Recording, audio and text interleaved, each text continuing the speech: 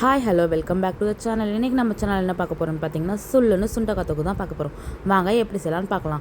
அதுக்கு ஃபஸ்ட்டு வந்து எண்ணெய் ஊற்றிக்கலாம். அதுக்கப்புறமா கடுகு போட்டுக்கலாம். கடுகு போட்டதுக்கப்புறமா கருவேப்பிலையும் வந்து அதில் ஆட் பண்ணிக்கலாம். கடுகு பொரிஞ்சதுக்கப்புறம் வந்து நம்ம அதில் வந்து பூண்டு வந்து ஆட் பண்ண போகிறோம். பூண்டு வந்து சின்ன சின்னதாக கட் பண்ணி வச்சுருக்கேன், அதையும் ஆட் பண்ணிக்கலாம். அது கொஞ்சம் நேரம் வதங்கட்டும். வதங்கினதுக்கப்புறமா வந்து ஆனியன் வந்து ஆட் பண்ணிக்கலாம். நீங்கள் சின்ன வெங்காயம் வேணாலும் ஆட் பண்ணிக்கலாம், பல்லாரி வேணாலும் ஆட் பண்ணிக்கலாம். நான் இன்றைக்கி வந்து பல்லாரி தான் வந்து ஆட் பண்ணியிருக்கேன். இப்போ பார்த்திங்கன்னா இது எல்லாமே கொஞ்சம் எண்ணெயில் வந்து நல்லா வந்து வதங்கட்டும். வதங்கினதுக்கு அப்புறமா நம்ம வந்து இதில் கொஞ்சமாக ஒரு தக்காளி வந்து ஆட் பண்ணிக்கலாம். ஏன்னா நம்ம வந்து இதில் புளியை ஊற்ற போகிறோம், அதனால் வந்து ஒரு தக்காளி மட்டும் ஆட் பண்ணிக்கலாம்.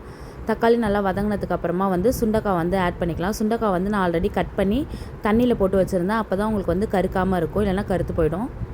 இப்போ சுண்டைக்காயும் போட்டு நல்லா வெங்காயம் தக்காளி பூண்டோடு சேர்த்து நல்லா மிக்ஸ் பண்ணிக்கலாம். இந்த சமயத்தில் இதுக்கு தேவையான அளவுக்கு உப்பு வந்து ஆட் பண்ணிக்கலாம். உப்பு ஆட் பண்ணதுக்கப்புறமா வந்து கொஞ்சம் நேரம் அப்படியே வந்து வதக்கி விடலாம். இப்போ வந்து நல்லா வதங்கிடுச்சு. இந்த டைமில் வந்து நம்ம வந்து மசாலா வந்து ஆட் பண்ணிக்கலாம். ஃபஸ்ட்டு மஞ்சத்தூள் ஆட் பண்ணுறேன். அடுத்து பார்த்திங்கன்னா தனி மிளகாத்தூள், அப்புறம் வந்து கொஞ்சமாக வந்து குழம்பு மிளகாத்தூள் வந்து ஆட் பண்ணிக்கோங்க. அதுக்கப்புறமா வந்து தனியாத்தூள் வந்து ஆட் பண்ணுறேன். அவ்வளோதான் இதில் வந்து ஆட் பண்ணுற தூள் எல்லாமே பார்த்திங்கன்னா. ஆட் பண்ணிவிட்டு லைட்டாக வந்து மிக்ஸ் பண்ணி விட்டுறலாம். மிக்ஸ் பண்ணி கொஞ்ச நேரம் வந்து அது அந்த எண்ணெயில் வந்து வதங்கட்டும். வதங்கினதுக்கு அப்புறமா வந்து பார்த்திங்கன்னா இதில் வந்து நம்ம வந்து புளி சேர்த்துக்கலாம். ஒரு லெமன் சைஸ் புளி வந்து கரைச்சி வச்சுருக்கேன், அதை வந்து இதில் வந்து நம்ம ஆட் பண்ணிக்கலாம். எதுக்காக நம்ம வந்து புளி வந்து ஊற்றுறோன்னு பார்த்திங்கன்னா இதில் வந்து கசப்பு தன்மை இருக்கும். அந்த கசப்பு தன்மை போகிறதுக்காக தான் கொஞ்சமாக வந்து நம்ம வந்து இதில் புளி வந்து ஆட் பண்ணுறோம். சுண்டைக்காய் வந்து ரொம்பவே ஹெல்த்தி பெனிஃபிட்ஸ் உள்ளது.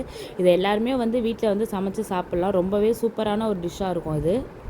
சுண்டைக்காய் வந்து வயிறு சம்மந்தமான எல்லா பிரச்சனையுமே வந்து சரி செய்யும்.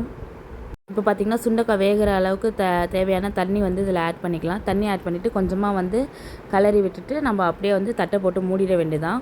ஒரு அரை மணி நேரம் இப்படியே விட்டிங்கன்னா நல்லா வந்து இந்த மாதிரி சுண்டி நல்லா கொதித்து வந்துடும்.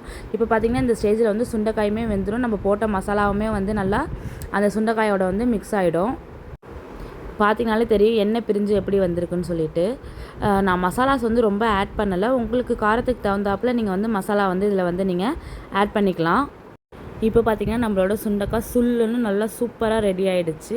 கண்டிப்பாக எல்லாருமே வீட்டில் ட்ரை பண்ணி பார்த்துட்டு எப்படி இருக்குன்னு சொல்லிவிட்டு எனக்கு கமெண்ட் பண்ணுங்கள்.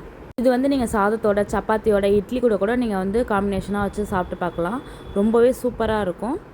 சுண்டைக்காயில் நிறையாவே ஹெல்த் பெனிஃபிட்ஸ் இருக்குது.